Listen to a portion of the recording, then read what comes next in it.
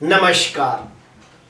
मैं वसंत रावल ज्योतिष विद्या ज्ञान चैनल के अंदर आज मैं आपको बताने आया हूं कुंभ लग्न की कुंडली के अंदर विदेश यात्रा के योग कैसे देखे जाते हैं।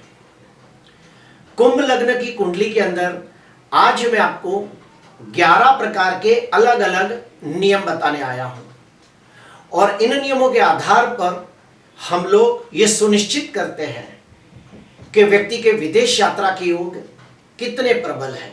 तो आइए देखते हैं। अगर कुंडली के अंदर यहां पे 11 नंबर लिखा हो तो समझ जाना ये कुंभ लग्न की कुंडली है।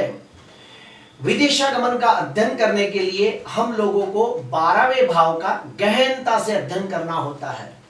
तो आइए नियम शुरू करते हैं। पहला नियम, चौथे भाव का स्वामी शुक्र 12वें भाव के अंदर बैठा हो या फिर 12वें भाव का स्वामी शनि चौथे भाव में बैठा हो या फिर चौथे और 12वें भाव के स्वामी आपस में एक दूसरे के घर में बैठकर परिवर्तन योग बनाते हो तो ऐसे व्यक्ति को शुक्र और शनि इन ग्रहों की महादशा, अंतर्दशा, प्रत्यंतर दशा के अंदर विदेशागमन के प्रबल योग बनते हैं। व्यक्ति विदेश में जाकर बहुत मेहनत करके धन कमाता है और अपने लिए उत्तम कक्षा का मकान सुख, वाहन सुख, प्रॉपर्टी का सुख प्राप्त करता है।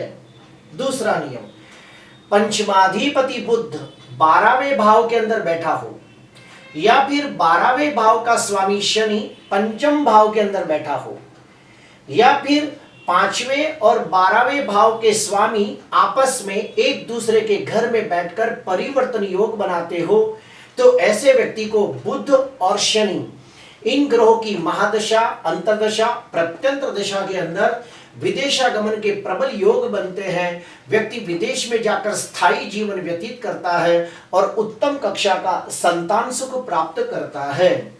तीसरा नियम, 10वें भाव का स्वामी मंगल 12वें भाव के अंदर बैठा हो या फिर 12वें भाव का स्वामी शनि 10वें भाव में बैठा हो या फिर 10वें और 12वें भाव के स्वामी आपस में एक दूसरे के घर में बैठकर परिवर्तन योग बनाते हो तो ऐसे व्यक्ति को मंगल और शनि इन ग्रहों की महादशा, अंतर्दशा, प्रत्यंतर दशा के अंदर विदेशागमन के प्रबल योग बनते हैं और व्यक्ति विदेश में जाकर बहुत मेहनत करके धन कमाता है और मान, सम्मान, पद प्रतिष्ठा की प्राप्ति करता है।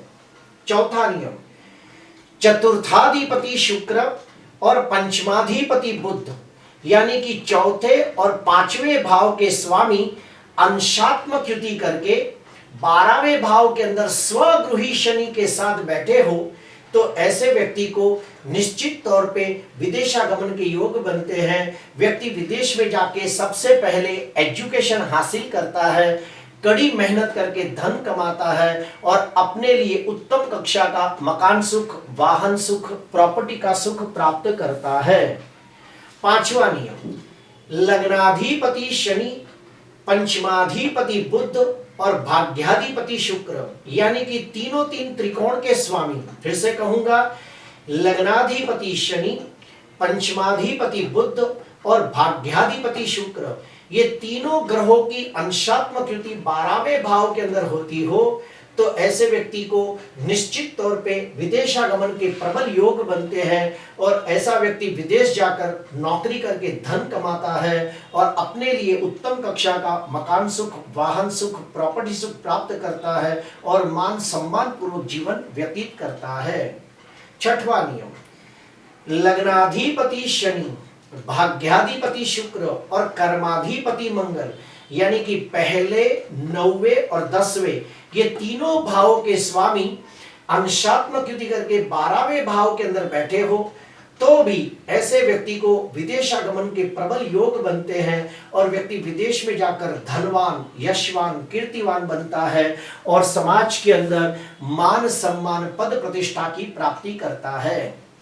सातवां नियम, पंचमाधिपति बुध, भाग्याधिपति शुक्र और व्ययाधिपति शनि यानी कि 5वें, 9वें और 12वें भाव के स्वामी तीनों अंशात्मक युति करके भाग्य स्थान में बैठे हो तो ऐसे व्यक्ति को 3 से 4 अलग अलग देशों में भ्रमण करने के योग बनते हैं और व्यक्ति विदेश में जाके सर्व सुख संपन्नता प्राप्त करता है और मान सम्मान पद प्रतिष्ठा पूर्वक जीवन व्यतीत करता है।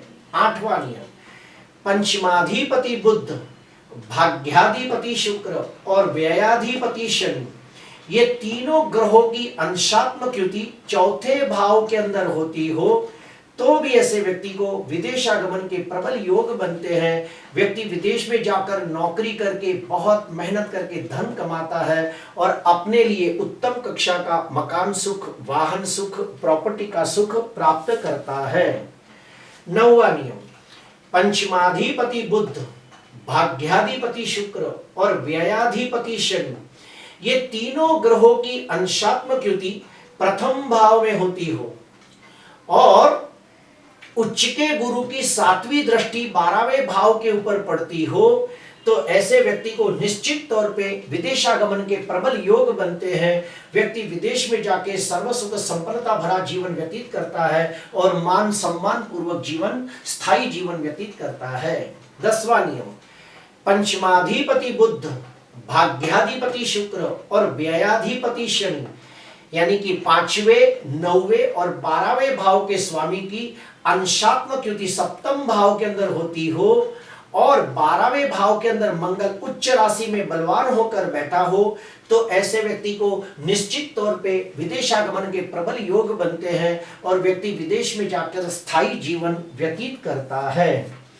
11वां नियम, भाग्याधिपति शुक्र, व्ययाधिपति शनि धन स्थान के अंदर बैठे हो। फिर से बोलता हूं, 9वें और 12वें भाव के स्वामी अंशात्मक युति करके धन स्थान में बैठे हो और बुध और राहु ये दोनों ग्रह 12वें भाव में बैठे हो तो भी ऐसे व्यक्ति को निश्चित तौर पे विदेशागमन के प्रबल योग बनते हैं और व्यक्ति विदेश में जाकर बहुत धनवान बनता है, सर्व सुख संपन्नता प्राप्त करता है। और एक नियम है जो मैं आपको बताना चाहूंगा, 9वें और 12वें भाव के स्वामी आपस में परिवर्तन योग बनाते हो तो ऐसा व्यक्ति निश्चित तौर पे विदेश जाता है। विदेश में जाने से उसका भाग्योदय होता है और वहां पे जाके धनवान, यशवान, कीर्तिवान होता है और सर्व सुख संपन्नता भरा जीवन व्यतीत करता है। हम लोगों को विदेशागमन का अध्ययन करने के लिए कम से कम 7 अलग अलग भावों का अध्ययन करना होता है। कौन से है तो सुनिए। अगर दूसरे और 12वें भाव का संबंध होता हो तो हम समझ जाते हैं व्यक्ति विदेश में जाकर बहुत सारा धन कमाएगा। चौथे और 12वें भाव का संबंध होता हो तो हम समझ जाते हैं व्यक्ति विदेश में जाकर स्थायी जीवन व्यतीत करेगा और अपने लिए उत्तम कक्षा का मकान सुख, वाहन सुख, प्रॉपर्टी का सुख प्राप्त करेगा। 5वें और 12वें भाव का संबंध होता हो तो हम समझ जाते हैं कि ये व्यक्ति विदेश में जाकर एजुकेशन हासिल करेगा या उधर जाके उसे संतान का सुख प्राप्त होगा। 9वें और 12वें भाव का संबंध होता हो तो हम समझ जाते हैं कि ये व्यक्ति का विदेश जाने से भाग्योदय होगा। 10वें और 12वें भाव का संबंध होता हो तो हम समझ जाते हैं विदेश जाने से मान सम्मान पद प्रतिष्ठा की प्राप्ति होगी। 7वें और 12वें भाव का संबंध होता हो तो हम समझ जाते हैं ये व्यक्ति विदेश जाकर विवाह करेगा और उत्तम कक्षा का पत्नी सुख प्राप्त करेगा।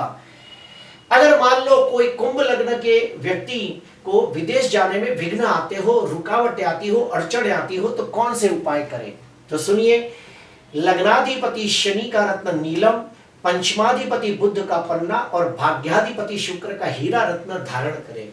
उसके बाद अपने वजन का 5 से 7 गुना अनाज अनाथ आश्रम में जाकर दान करें या पकाकर खिलाएं।